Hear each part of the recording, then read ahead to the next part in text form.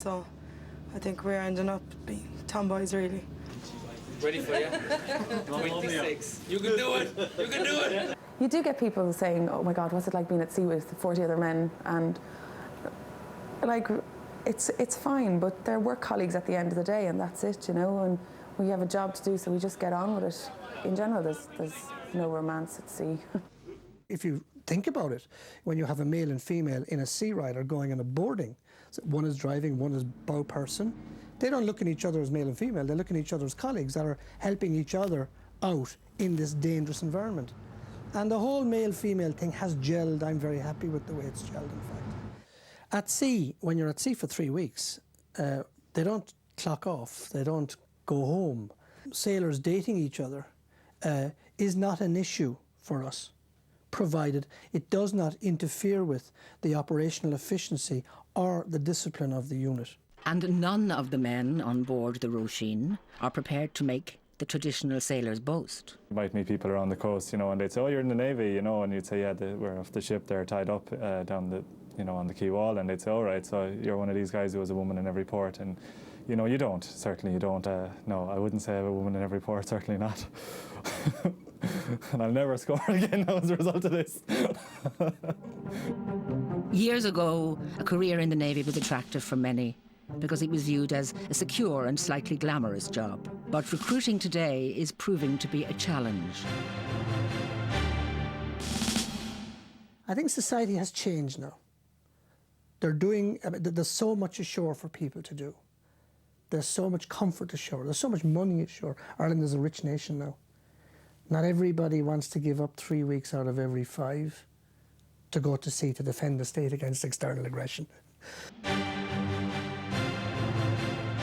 The two key ingredients for anybody wishing to join the Navy is, number one, that they have a sense of adventure, a sense that, you know, I want to test myself to the limits of my ability, physically and mentally, but at the same time, I'm willing to put up with what is some very big commitments, going away to sea and being away for weeks at a time.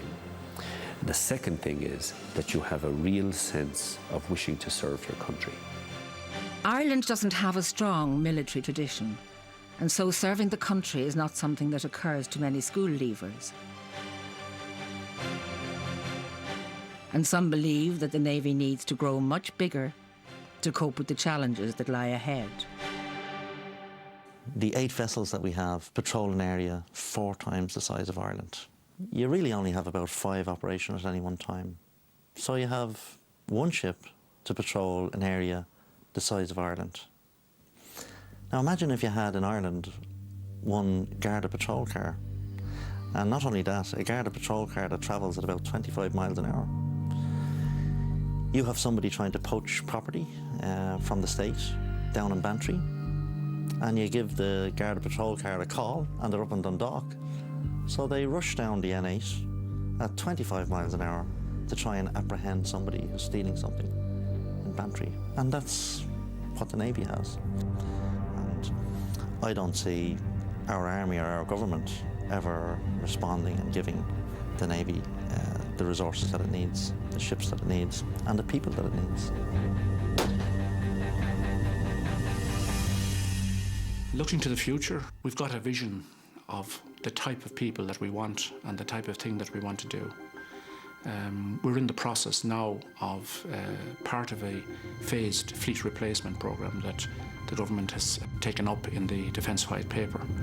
And we will be looking at our offshore patrol vessels and looking at replacements for them. It's a matter of record that the seas around our coast have increased in size, the swell and the sea conditions have disimproved considerably. We have established that the North Atlantic is perhaps the most volatile ocean in the world. So, bearing that in mind, we hope to push for vessels that will be larger than the ones that we have at the moment. The last time I checked, we were an island, and while for historical reasons and other reasons we tend in this country to stand on the seashore and look inwards, but things have changed. The government has spent over 30 million euros on a seabed survey mapping the sea resources around our coast. We're about to lay claim to the seabed beyond the continental shelf and inwards towards our exclusive fishery limit. This claim will be laid with the United Nations and bring a sea area of almost 1 million square kilometres under national sovereignty. We'll have sovereign rights over the seabed, sovereign rights over the subseabed resources. And for this reason,